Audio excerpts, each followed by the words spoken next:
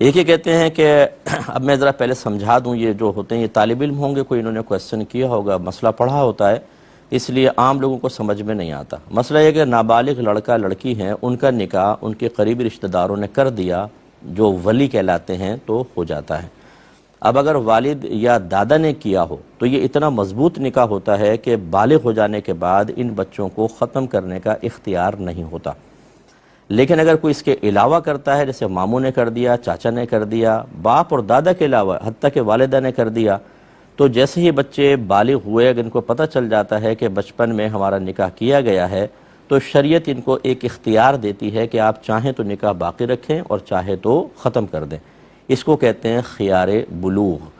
تو جیسے بالغ ہوئے، اطلاع مل گئی، انہوں نے اگر نکاح رد کر دیا، نکاح ختم ہو جائے گا۔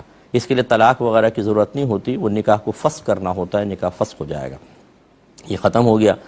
لیکن یاد رکھیں کہ باپ دادا بھی اگر نابالغی میں بچوں کا نکاح کریں گے تو صحیح جگہ کرنا ان کے لیے لازم ہوگا۔ لہٰذا اگر پہلی مرتبہ ہے، ایک بچی کا کر دیا، تو اس کے لیے تو فقہاء نے فرمایا ٹھیک ہے، باپ دادا کا نکاح بڑا مضبوط ہوتا ہے، کیونکہ وفور شفقت بہت زیادہ ہوتی ہے، ان میں پیار محبت بہت زیادہ ہوتی ہے، تو امید ہے کہ صحیح جگہ کیا ہوگا۔ لیکن اگر ثابت ہو جائے کہ غلط جگہ کیا ہے، جوڑ ٹھیک نہیں ہے، غلط قسم کے لوگوں میں کر دیا ہے، تو پھر یاد رکھیں اگلے بچوں کے لیے باپ دادا کا یہ اختیار، یہ حق بھی سلب ہو جاتا ہے، اور بچوں کا نہیں کر سکتے ہیں وہ۔ ہمارے ہاں مطلب شریعت چونکہ ہم جانتے نہیں ہیں، کہیں تو بچے سرکش ہو رہے ہیں اور کہیں بڑے اپنے اختیارات کا غلط استعمال کر رہے ہیں، کہ وہ کہتے ہیں کہ جہاں ہم نے اشارہ کر دیا وہاں تمہیں نکاح کرنا ہوگا، اس کے علاوہ نہیں کرنا ہوگا۔ یہ تو نابالغ بچوں کا مسئلہ ہے کہ اگر ایک کا غلط کر دیا تو اگلے کے لیے ان کا اختیار سلب کر لیا جائے گا۔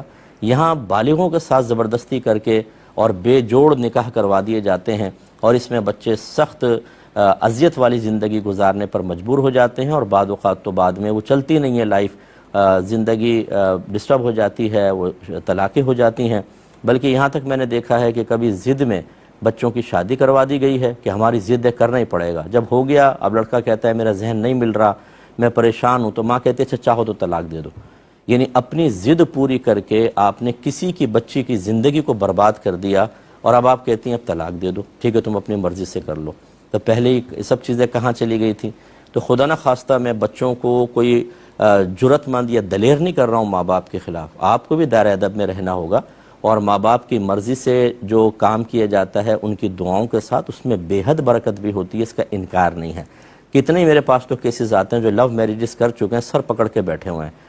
پہلے تو ایسا لگتا تھا کہ یہ حور نہیں ملی تو پوری دنیا تباہ ہو جائے گی، میں اب خودکشی کر لوں گا، اور وہ حور مل گئی تو اس کے بڑھ کے لنگور کوئی نہ رہا، اور اتنا یعنی وہ فیڈ اپ ہو جاتے ہیں ایک دوسرے کے ساتھ کہ شکل دیکھنا پسند نہیں کرتے ہیں، بے برکتی پیدا ہوتی ہے۔ ہر ایک لو میرج میں ایسی نہیں ہے لیکن ہوتی ہے۔ تو میں خدا نخواستہ اولاد کو باغی نہیں کر رہا ہوں، لیکن ماں باپ کو بھی سمجھنا چاہیے کہ جب ایک حق شریعت نے آپ کو ماں باپ ہونے کی حیثیت سے دیا، تو اس شریعت کو آپ کو ہر جگہ آپ کو بھی تو فالو کرنا چاہیے، جس نے آپ کو اتنی عزت دی ہے، احترام دیا ہے، بچوں کو آپ کے تابع کر دیا ہے۔ وہی شریعت نکاح کروانے کے سلسلے میں آپ کے لیے بھی تو کچھ ہدایات فراہم کر رہی ہے۔ کبھی آپ نے وہ ہدایات جاننے کی زحمت گوارہ کی ہے؟ کبھی آپ نے دیکھا ہے کہ اس سلسلے میں بچوں کے ذاتی رائے کا کیا احترام شریعت نے روا رکھا ہے؟ نہیں، ان کی کوئی رائے نہیں ہے، ہماری رائے ہوگی۔ خدا را ان علوم کو سیکھیں ورنہ آخرت میں تباہی ہو سکتی ہے۔